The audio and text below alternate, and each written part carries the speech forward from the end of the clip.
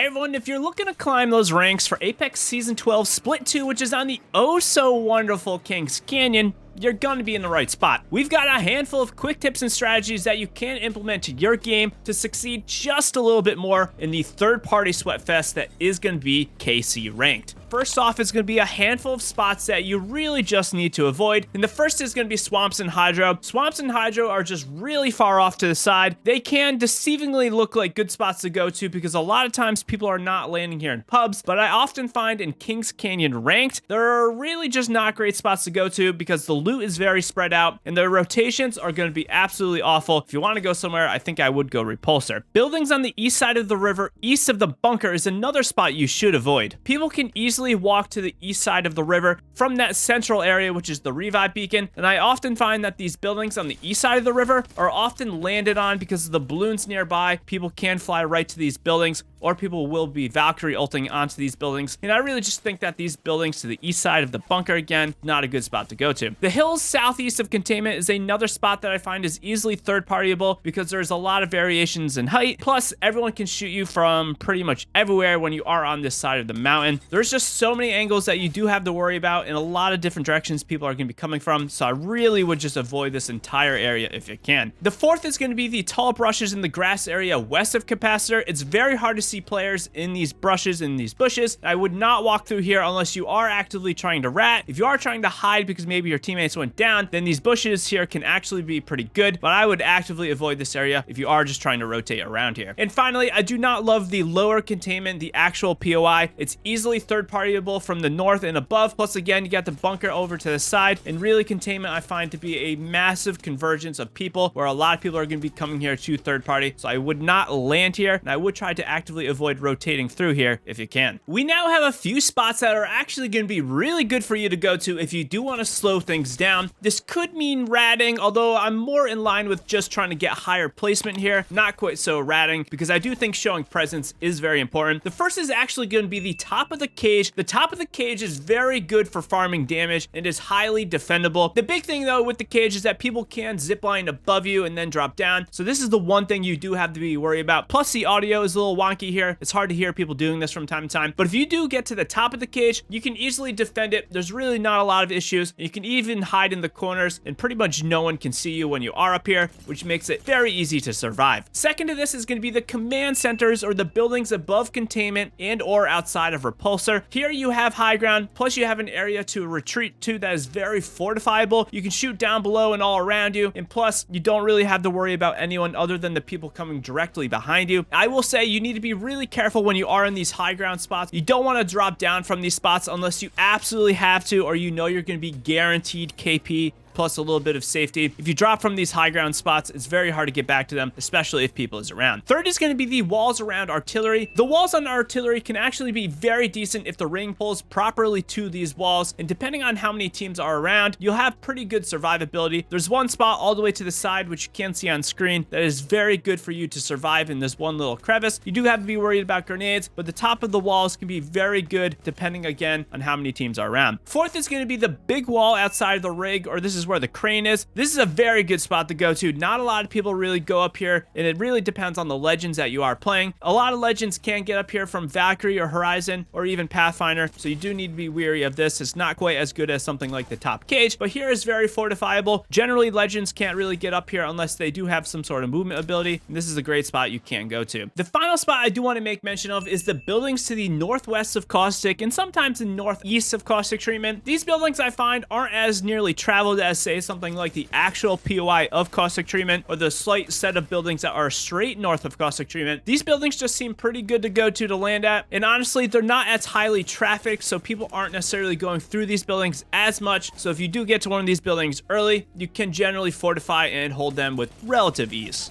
Moving on, we have a handful of really good landing spots that you can land at if you want some solid survivability plus a healthy amount of loot. These aren't going to be the hot spots that you might want to land at in like a pub game, but they're going to be decent spots if you do want to survive and if you want a little bit of separation from enemies. But first, I just want to take a quick second. If you don't want to play with random players because that can be brutal, join our community Discord. We would love to have you. And also do me a huge favor and hit that like button. It helps get the video noticed and it helps support me. I greatly appreciate the support. The first is going to be Repulsor. Repulsor I find to have a generally good amount of loot. It's not like Swamps or even Hydra where the loot is kind of meh, but the loot at Repulsor is pretty solid. Plus the big thing for Repulsor for me is that you can have multiple teams land here, and generally you're going to be decently well off as you can land separate from them. Second is actually going to be the Rig. The Rig I find to be pretty poor for pubs, but the Rig is another spot that is like Repulsor where you can have 2, 3, maybe even 4 teams land here at the Rig, and generally you can all take a corner and then have a fight where you are going from that. I also find a lot of people aren't just going to the Rig in general. Third is going to be Runoff and Airbase. They play pretty similar in my eyes in terms of rotations. Airbase I don't love as much because you are kind of a little bit more down in a hole and it's hard to get out of if there is a lot of teams there. But Runoff I find to be pretty decent with loot, but Runoff is not quite like Airbase where if you have a lot more people land at Runoff, it's going to be a little bit more chaotic, whereas Airbase you can land a little bit more separately. I find Runoff to be my preferred spot, and it's pretty decent if you do want loot plus a good rotation. Fourth is going to be maybe Spotted Lake or even Crash Site depending on the dropship path. And I say maybe because, again, it really depends on where the dropship is going. Tons of people will go to Spotted Lake if the dropship does start over this, so I would avoid this if you do not want to have a really hot drop. There may not be any better loot anywhere on Kings Canyon than Spotted Lake or even Crash Site, so I would go here if you want to be really healthy looted. I don't find that the ring goes to the north and to the west that often, so you more likely are going to have to rotate through containment, which could be a little bit of an issue. And the final spot I do want to recommend landing at is going to be the complex to the north of Caustic Treatment.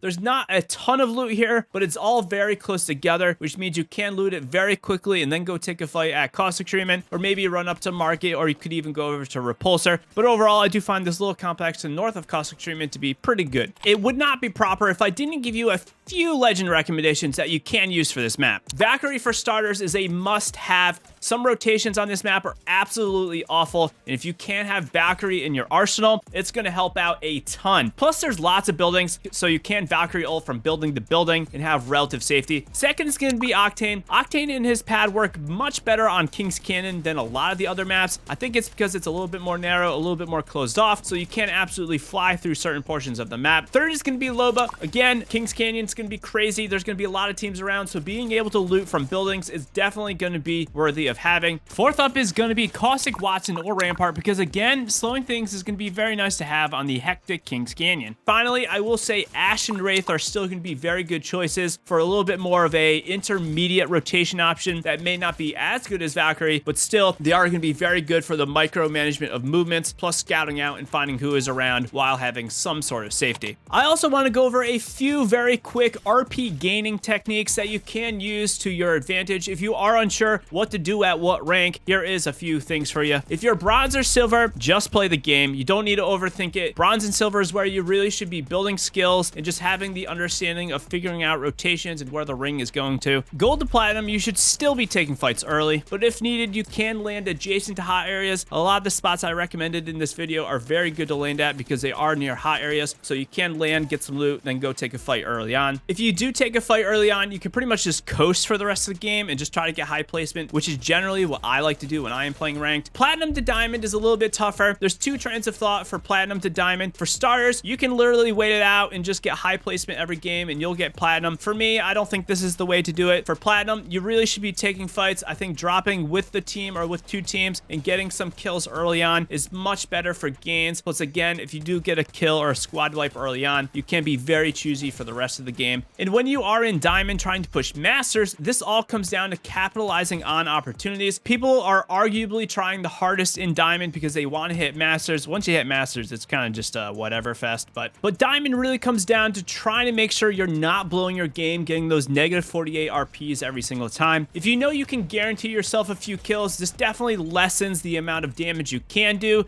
But don't be afraid to say no to a fight and just rotate on. Don't stalemate too long and make smart decisions. Try not to get thirded. But if you do want more on ranked, check out the video on screen for you. This is what separates the Masters players from the Diamond players. And as always, happy gaming and good luck.